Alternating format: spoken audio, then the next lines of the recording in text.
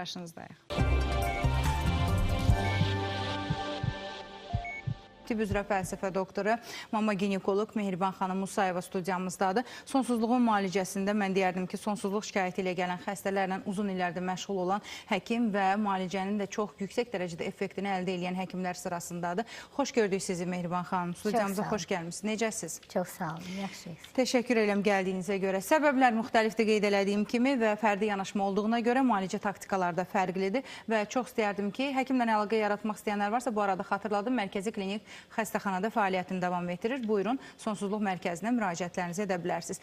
Buyurun, nələr müşahidə edirsiniz? Birinci şərt xəstəyə individual yanaşmadır. Bizim mərkəzimizdə biz buna nail olmuşuq.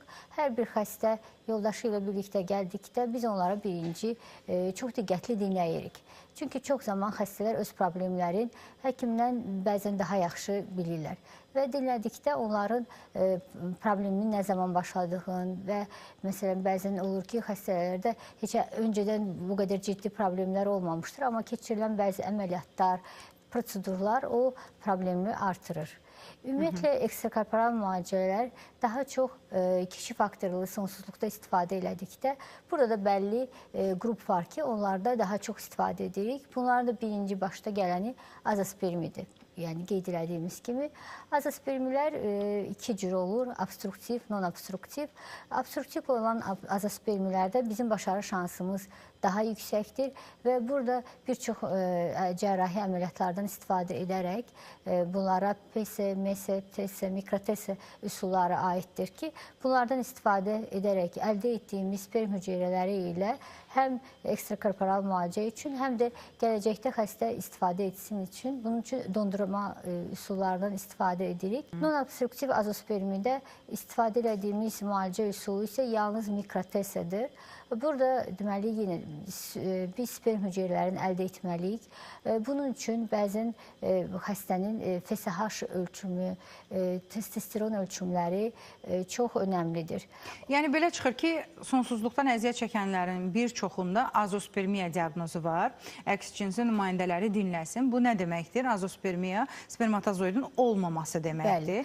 Lakin bugünkü gündə yeni müalicə metodları var. Siz hansı əməliyyatları dediniz, icra edirsiniz? Yəni daha doğrusu uluqlar. Bəli, onlar TS əməliyyatı, mikro-TS və bu TS-nin də aparılmasının mərkəzdən çox dəyişiklik olur. Mərkəzdən mərkəzə dəyişir. Çox dəyişir. Səbəb? Çünki TS üsulu mikroskop altında aparılmalıdır, bir. İkincisi, xüsusi işıqlandırma metodları ilə aparılmalıdır. Çünki sperm əldə etmək üçün damarlı sahəyə yaxın olan toxumalardan canlı sperm əldə etmək oranı daha yüksəkdir. Üçüncüsü isə və ən önəmlisi bu əməliyyat ekstrakorporal müalicə olan mərkəzdə mütləq aparılmalıdır. Çünki bəzən bizə xəstələr gəlib deyir, nə qədər ağla sığmaz olsa da, deyirlər ki, bizə ekstrakorporal müalicə mərkəzində yox, başqa bir mərkəzdə TS əməliyyatı elədilər və oradan sperm əldə etdilər. Bu nə olacaq? Yəni, o əməliyyat 6 aydan təkrar aparıla bilməz və çapıq düşən toxuma yerindən təkrar sperm əldə etmək olmaz. Bu əməliyyat xəstəyə maksimum yaxşı şəraitdə yalnız bir dəfə aparılmalıdır ki, sperm əldə etmək və xəstəyə minimum zərərlə bu işdən qurtulmaq üçün. Amma xəstə, məsələn, bir mərkəzdə edir və ona bəzən təklif edirlər ki, istəyirsənsə bunu da apararsan hüceyrələri, apararsan ekstrakorporal müalicə mərkəzinə. Bu da heç öncədən danışılmır. Yəni, o əməliyyatları etməkdən məqsəd nədir digər müəssisələrdə? Məsələn, xəstədə azospermi toxum hüceyrəsi əldə etməkdir, yoxsa? Yox, xəstəyə bir deyəcəklər ki, toxum hüceyrəm var və ya yox.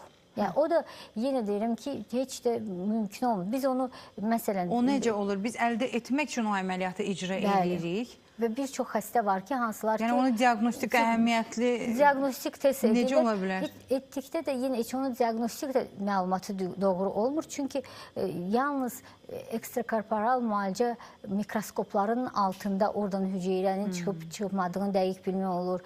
Bəzən olur ki, bizim embrioloqlarımız saatlərlə o həmən o materialı xüsusi məhlullarda yuyurlar, saxlayırlar və yalnız ondan sonra oradan canlı sperm əldə edə bilirlər. Amma Bunların hamısı xəstələrin şansını düşürür. Bax, ən böyük lazım olmayan mərkəzdə, lazım olmayan prosedurları apardıqda Onda belə çıxır ki, yanlış yerdən götürülən toxumada hüceyrə də ola bilər, onu məhv edə bilərik o sırada. Yox, yanlış götürülürsə. Yanlış götürüləndə ora mütləq çapıq düşür. İndi cərrahi əməliyyatda da, əgər ora bir kəsik düşürsə, mütləq çapıq da düşəcək. O düşən çapıq yerindən artıq sperm hüceyrəsini əldə etmək olmur.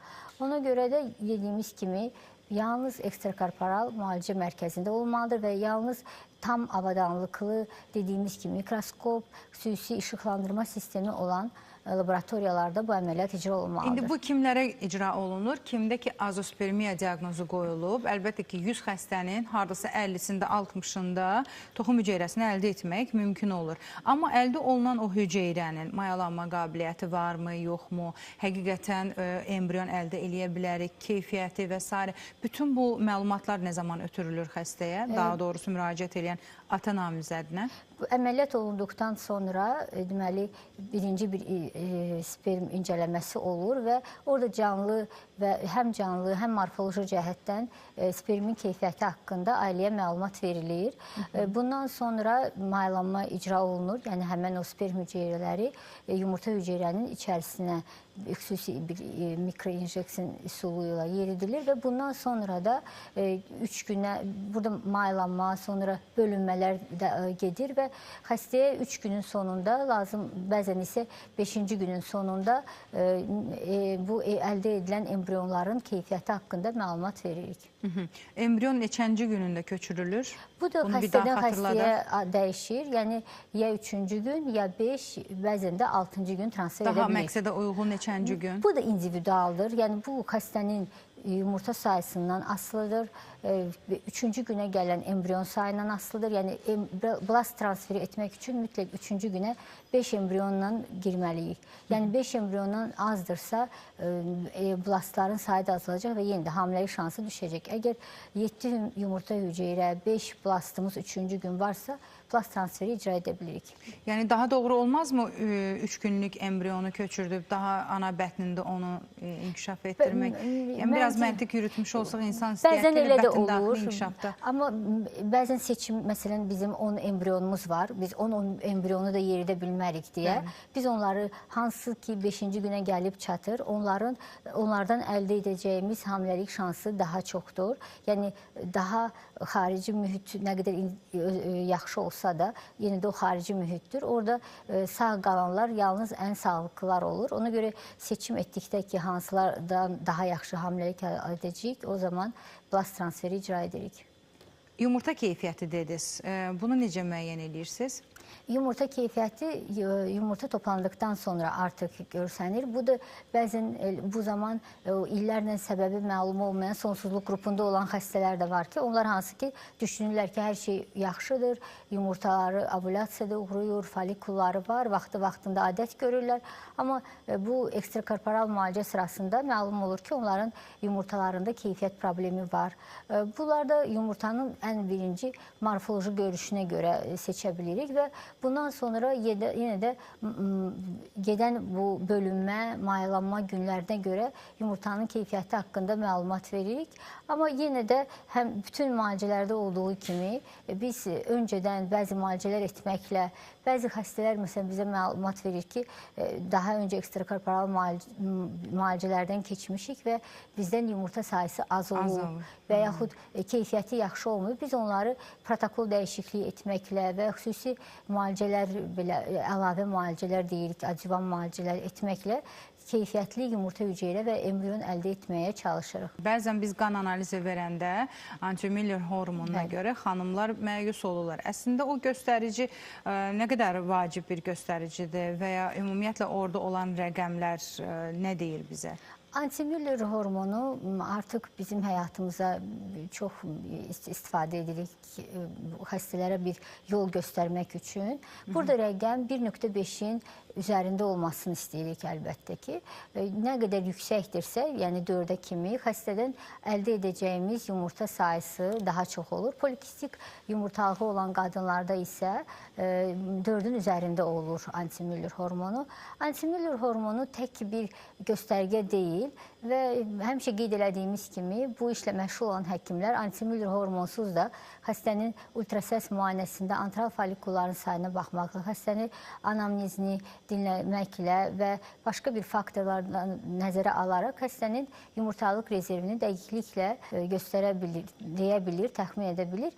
Antimüller hormonu daha çox xəstələrin özü üçündür. Yəni xəstə reproduktiv funksiyası üçün nə qədər vaxtın olduğunu bilir və bu hormonda çox genetik bağlantısı var. Yəni anaları adətdən tez kəsilən qadınlar mütləq bilməlidir ki, onlar da adətdən tez kəsiləcək və antimüller hormonları 35 yaşınacan düşəcək və bunlar da bu evlad proqramlamaq metodlarından mütləq 35 yaşına kimi istifadə etməlidirlər. Yəqin ki, burada suallar da individual şəkildə verilir. Çünki elə parametrlər var ki, həqiqətən onları həkim araşdıranda bir çox şeyləri ortaya çıxarır. Dedik, axı kişi faktoru var, qadın faktoru var. Qadında, məsəl üçün, sonsuzluğa bağlı boru faktorundan tut, yumurtalıq faktoru və bir çox, hətta adını qoya bilmədiyimiz idiopatik səbəblər var. Eyni ilə də qarşı tərəfdə. Amma bugünkü gündə biz deyirik ki, hər iki tərəfdən toxum hüceyrəsi alınır və bu embrion əldə olunandan sonra bunun keyfiyyət dərəcəsi bizə gələcəkdən proqnoz verə bilər. Məsəl üçün, embriyonu keyfiyyət dərəcələrində siz əvvəlcədən həmin o cütlüyə deyə bilirsiniz ki, sizdə orada müəyyən rəqəmlər var da, parametrlərdə. AA, AB, BB, bilmirəm nə. Bunun da dərəcələrə böləndə 1, 2, 3 dərəcəsi ilə. Yəni, bunu xəstəni, daha doğrusu ailə olacaq, ailə namizədi olan cütlüklərə əvvəlcədən məyus olmaması üçün demirsiniz, yoxsa xəbərdarlıq eləyirsiniz ki, tutunma faizi bu qədərdir. Bax, biz əlimizdən gələni elədik, yumurta keyfiyyətsizdir, embrion əldə etmişik, amma tutunma dərəcəsi, məsəl üçün, göstərici olaraq bunu verir bizə. Yox, mütləq deyirik və mütləq deyilməlidir. Bizim ən böyük problemimiz odur.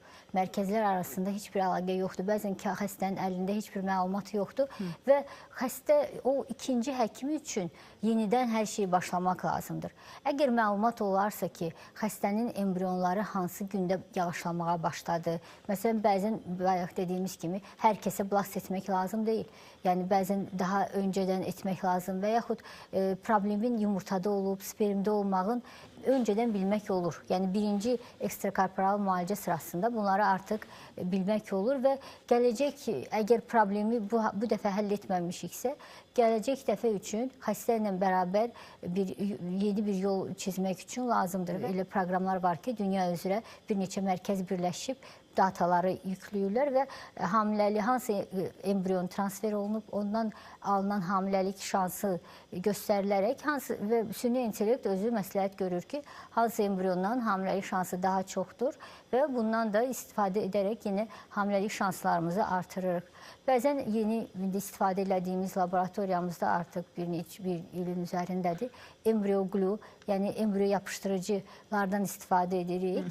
Bunlarda bəli, içərisində bildiyimiz kimi uşaqlığın içərisində, endometriumda və hətta borularda da xüsusi hialuronik asitlər var. Onlar embriyondan endometriumun bir-birinə yapışmasına kömək edir və xüsusi məhlullar, deməli, dünya laboratoriyada... Embriyona heç bir zərəri, mənfi təsiri yoxdur onun. Yəni, o təbii məhlullardır və bu ən önəmlisi də odur. Yəni, vaxtında qoyulduqda, yəni 3-4 saat öncədən biz transferdən öncə embriyonları hazırlayırıq və 3-4 saat onda saxlayırıq və sonra transferdən öncə katetrada embriyo gludan alaraq və embriyonları alaraq transfer icra edirik.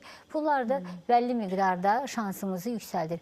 Bu da xüsusi xəstələrə olunur. Yəni, hər kəsə embriyo yapışdırıcı edək və yaxud başqa bir bizim üsullar da var, hansı ki, bu adivan müalicələr dediyimiz köməkçi müalicələrdir. Hər kəsə olunmur. Öncədən başarısız olan xəstələrə, yaş qrupunda olan və keyfiyyəti embriyonun bir o qədər yüksək olmayan qruplar üçün bu metodlardan istifadə edərək onların da şansını yüksəldə bilirik. Əslində, sonsuzluq mərkəzlərinə müraciət etməyin bir çox üstünlükləri var və o üstünlüklərdən biri də odur ki, normal şəkildə bir embrion əldə olunur. İndi əkiz olmazsa, istisna hallarda onlar bir embriondan bəhs eləyirsə, orada əgər embrion inkişafdan qalırsa, dərhal ağlımıza xromosom pozğunluğu və s. gəlir. Amma sonsuzluq mərkəzlərində daha əvvəlcədən bütün bunlar yoxlanışdan keçir. Hətta olsa belə, deyək ki, genetik hər hansı bir analiz verilməsə də belə, həkimin də az öncə dediyi kimi bir deyil, bir neçə embrion əldə olunduğuna görə burada embrion inkişafına mənfi təsir göstərəcək heç bir amil axtarıb tapmaq mümkün olmur. Ona görə də düşünürəm ki, bütün müalicələrin effektini yüksək səviyyədə almaq olur. Bəli. Siz də bunlarla qarşılaşırsınız. Yəni, bir deyil, bir neçə hamiləlik istəyirəm, artıq illərdir uşaq sahibi ola bilmirəm deyib gələnlər bilirəm ki, çoxdur, amma siz də ehtiyat edirsiniz. Çünki əkizdir, 300-dür və s. bu təhlükəli tərəfləri var. Çünki hamiləlik birincisi, gələn xəstə qrupu özləri də risk qrupunda olan xəstələrdir. Çox vaxt yaşları var, kiminsə təzyiqi, diabeti var və o qrup üçün əlbəttə bir tək hamiləliyin olması idealdır. Amma bəzən ikizlər də olur. O da çox əslində az qrupdur. Yəni, bütün, məsələn, bizim statistikaya görə olan ekstrakorporal müalicələrinin 10%-in altında da ikizlər. Onlar gözə görsəndiyi üçün hər kəs düşünür ki, ekstrakorporal müalicədən ikizlər daha çox olur. Amma 90%-in üzəri bəli təkdir. Və son artıq 10 ilin üzərindədir. Biz də çalışırıq ki, az embriyo transferi ilə tək embriyo tutulmasını təmin edək.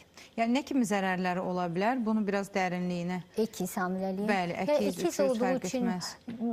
300 falan. Bəzən tək embriyon əkizi də olur. O çox nadir olur. O embriyonun, onlar tək yumurta ikizləri olur. O şans ki, bizdə var, gələr ciddiləşər. Tək yumurta ikizləri olur. Onların əslində riskləri daha çoxdur. Yəni, birinə bir şey olursa, o birisinə də olur. Ona görə, məsələn, ayrı-ayrı... Anaya nə kimi təhlükə?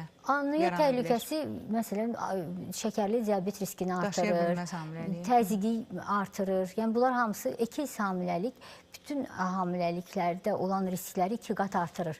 Yəni, təsəvvür edin ki, qaraciyərə bir yüklənmə varsa, ekiz hamilədə 2 dəfə artıqdır.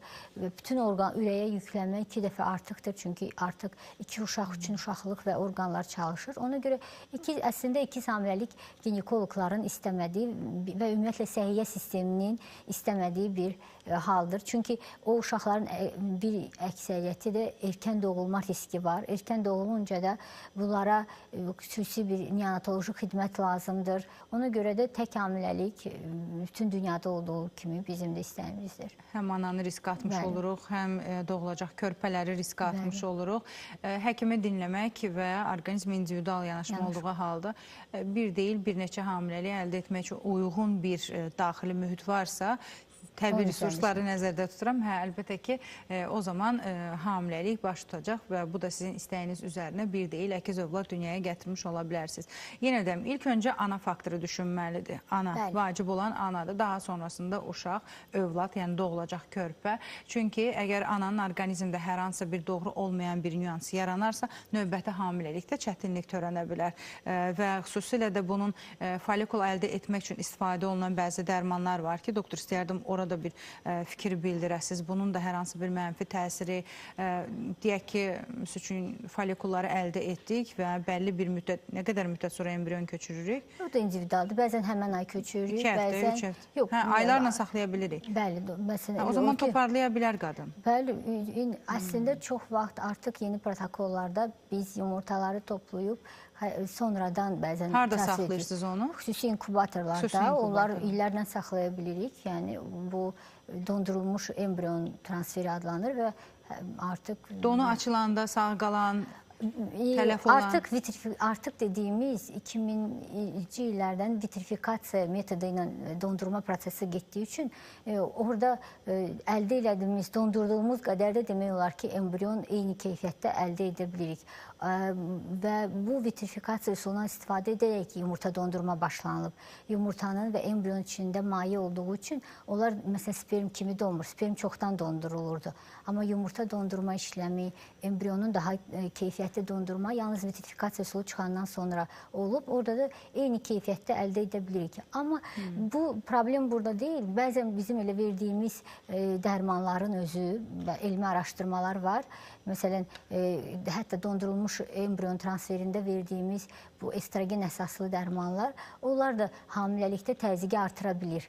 Ona görə də artıq məsələn bəzi təzyiq qrupunda olan xəstələrdə və yaxud yaşı daha çox olan qrup xəstələrində biz transferi də bəzən natural siklus kimi edirik ki, minimal hormon istifadəsini edək ki, onların da irəlidə təzyiq, yəni irəlidə dediyimiz hamiləlikdə, yəni bizim əsas problemimiz tək hamiləlik əldə etməməkdir. O xəstəni və uşağı ilə birlikdə yola salmaqdır. Onun üçün də tibb gəlişir, yəni bu məlumatlar da indi son 5 ilin məlumatlarıdır ki, bu istifadə elədiyimiz həmən hormonlar hamiləlik sırasında təzyiqi qaldıra bilər.